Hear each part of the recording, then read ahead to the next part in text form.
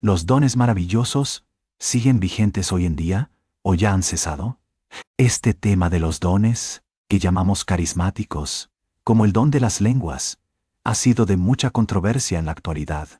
Históricamente, las iglesias cristianas han creído que estos dones sobrenaturales, al estar relacionados con la revelación, formaron parte de la vida eclesiástica del primer siglo, cuando no se tenían de manera completa las sagradas escrituras, pero que una vez se completó el canon sagrado y la iglesia pudo tener acceso a la revelación completa y final, entonces no se necesitaron más, ni el don de las lenguas, ni el de la profecía, ni los otros dones relacionados con la revelación.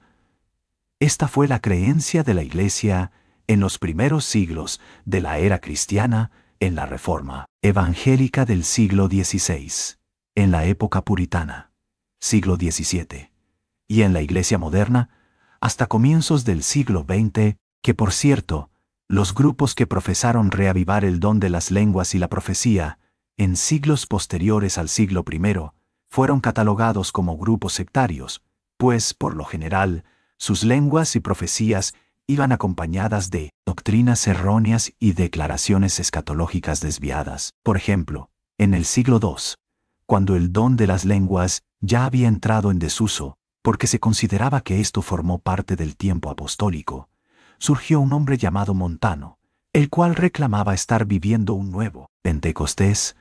Con las manifestaciones de las lenguas y profecías, Montano y sus seguidores empezaron a practicar una especie de reavivar espiritual de los carismas del Espíritu Santo, pero realmente eran un grupo sectario.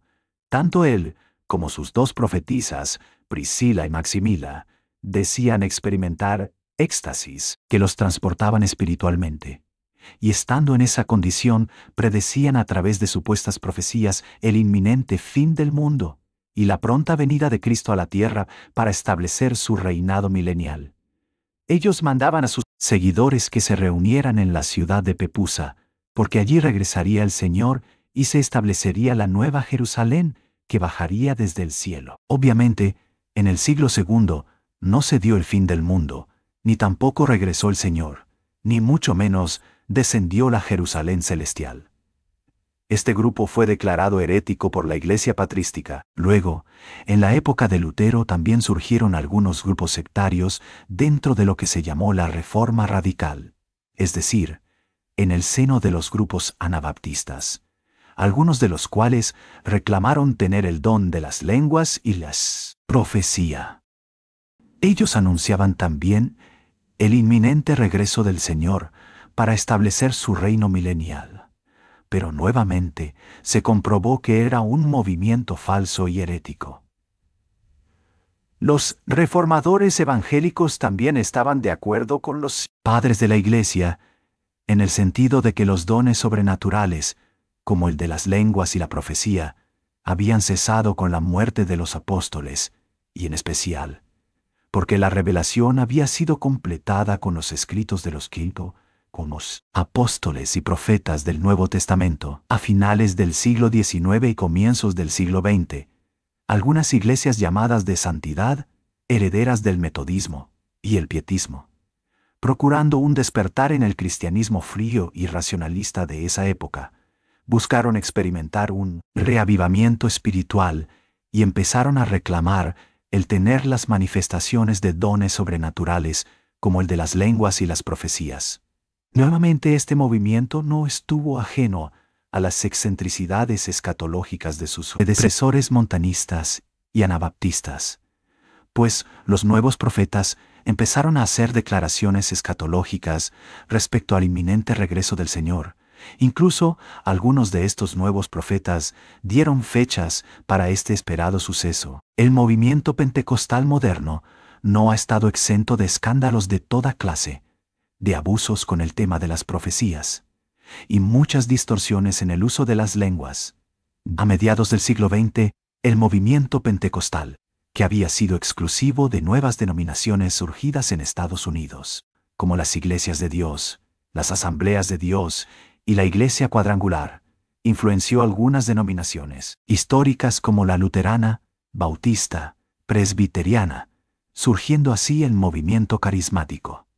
Pero este movimiento no solo llegó a algunas denominaciones históricas, sino también al catolicismo romano, donde cobró mucha fuerza, especialmente en las naciones latinoamericanas. Ahora, el movimiento carismático católico, con sus prácticas de las lenguas y profecías, tampoco ha estado exento de errores, pues muchas de las profecías que se dan provienen, supuestamente, de la Virgen María. Luego de este rápido recorrido histórico sobre el reclamo que algunos grupos hacen de haber recibido el don de las lenguas, después de la época apostólica, toca preguntarnos qué dice la Biblia al respecto.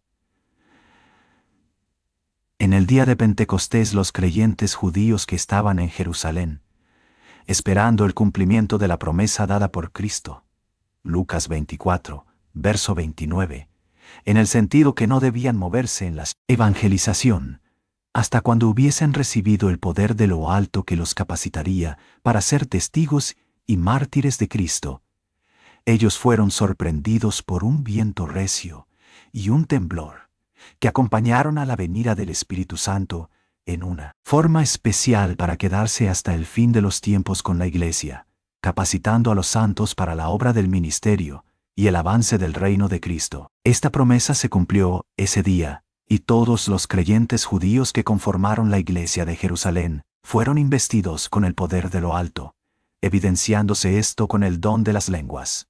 Y fueron todos llenos del Espíritu Santo. Comenzaron a hablar en otras lenguas, según el Espíritu les daba que hablasen. Hechos 2, 4. Fue algo maravilloso. El regenerador, el santificador, el paracleto, el que convence al hombre de su pecado, el que trae a las personas a Cristo. El Espíritu de Dios había venido para quedarse con la Iglesia. Pentecostés tiene un profundo significado para la Iglesia de Cristo, pues marca el inicio de un poderoso movimiento evangelizador que impactaría en poco tiempo a casi todo el mundo conocido, perduraría hasta el día final. Pentecostés es el inicio de las misiones a todas las lenguas y tribus del mundo. Ahora debemos preguntarnos, ¿por qué los creyentes manifestaron la llenura del Espíritu Santo hablando en lenguas o idiomas desconocidos? ¿Qué significaban las lenguas? Bueno, el apóstol Pedro, en el poder del Espíritu, se levanta y ante una multitud de judíos y prosélitos, da su primer sermón evangélico. Uno de los textos tomados es Joel capítulo 2. Pedro dice: «Mas esto es lo dicho por el profeta Joel. Y en los postreros días, dice Dios, derramaré de mi espíritu sobre toda carne, y vuestros hijos y vuestras hijas profetizarán, vuestros hijos jóvenes verán visiones, y vuestros ancianos soñarán sueños. Y de cierto sobre mis siervos y sobre mis siervas en aquellos días derramaré de mi espíritu, y profetizarán». Hechos 2, 17 al 18.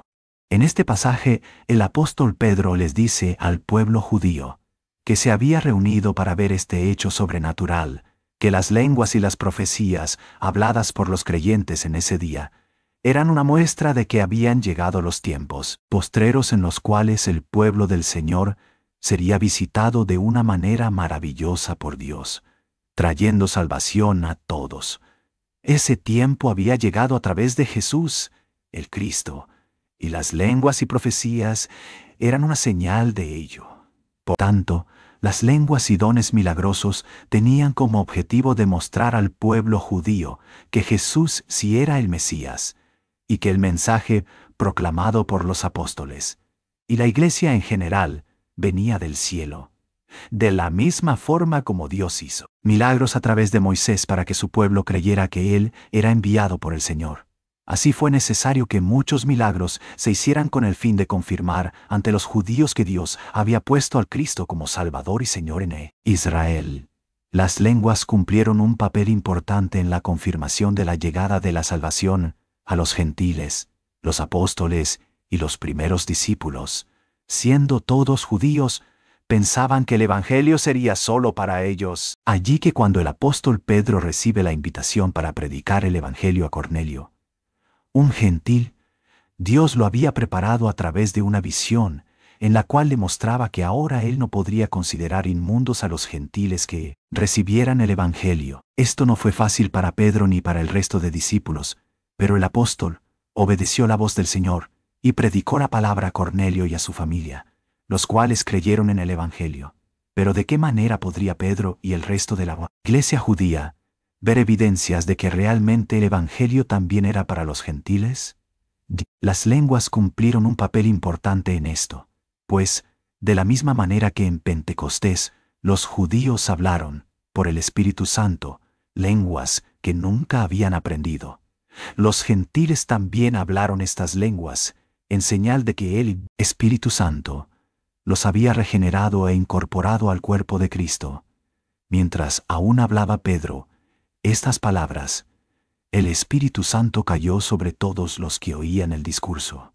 Y los fieles de la circuncisión, los creyentes judíos que habían venido con Pedro, se quedaron atónitos de que también sobre los gentiles se derramase el don del Espíritu Santo.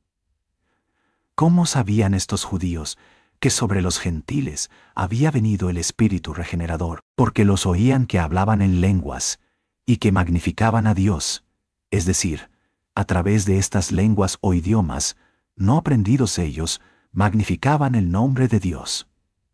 Hechos 10:44-47. Algo interesante de hacer notar es que las lenguas sirvieron como confirmación de que ellos, los gentiles creyentes, pertenecían a Cristo, y por lo tanto, debían ser aceptados en la iglesia, a través del bautismo. Entonces respondió Pedro a los creyentes judíos que estaban atónitos: ¿puede acaso alguno de ustedes, los judíos creyentes, impedir el agua para que no sean bautizados estos que han recibido el Espíritu Santo, también como nosotros? La pregunta que se hacen, y se han hecho, algunos estudios de las Sagradas Escrituras, es siendo que las lenguas y dones milagrosos fueron usados como señal ante los judíos de que el cristianismo era aprobado por Dios, entonces, ¿qué sentido tiene el que vinieran nuevos tiempos en los cuales esta señal se iba a manifestar nuevamente? A pesar de esto, algunos creyentes que reclaman haber recibido el don de las lenguas, profecías y milagros, dicen que los dones de lenguas en Pentecostés son distintos a los dones de lenguas mencionadas en las cartas apostólicas y que por lo tanto, ellos están recibiendo estos dones mencionados en las cartas de Pablo. Por su parte, muchos comentaristas bíblicos y maestros evangélicos de línea histórica y conservadora afirman que los dones de lenguas y otros dones de milagros cesaron en la era apostólica y no volvieron ni volverán a manifestarse más en la iglesia. Para afirmar esto acuden a algunos pasajes conocidos. El más importante es 1 Corintios 13:8. El amor nunca deja de ser, pero las profecías se acabarán, y cesarán las lenguas, y la ciencia acabará. Muchos intérpretes de las Escrituras encuentran en este pasaje la cesación definitiva de las lenguas y profecías en un determinado tiempo.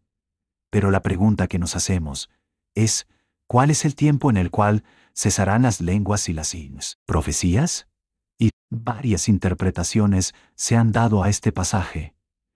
El apóstol contrasta lo que es parcial o en parte con lo perfecto. Obviamente, lo que él denomina parcial o inmaduro son las profecías y las lenguas. Pues, él dice, porque en parte conocemos, y en parte profetizamos, mas cuando venga lo perfecto, entonces lo que es en parte se acabará. Versos 9-10. Por lo tanto, algunos concluyen que lo perfecto que pondrá fin a las profecías y lenguas será la culminación de la revelación, lo cual se dio cuando se cerró el canon bíblico con el último libro de la Biblia, es decir, Apocalipsis. Esto, Apocalipsis, significa que una vez se escribió el último libro de la Biblia, cesaron inmediatamente las profecías, las lenguas y los dones milagrosos. Hasta aquí, la primera parte de este tema del cese de los dones maravillosos. En la segunda parte, estaremos viendo los testimonios de grandes hombres de Dios que dieron testimonio, a lo largo de la historia de la Iglesia, que los dones habían cesado Si te ha gustado esta parte, dale me gusta, suscríbete al canal y activa la campanita de notificaciones.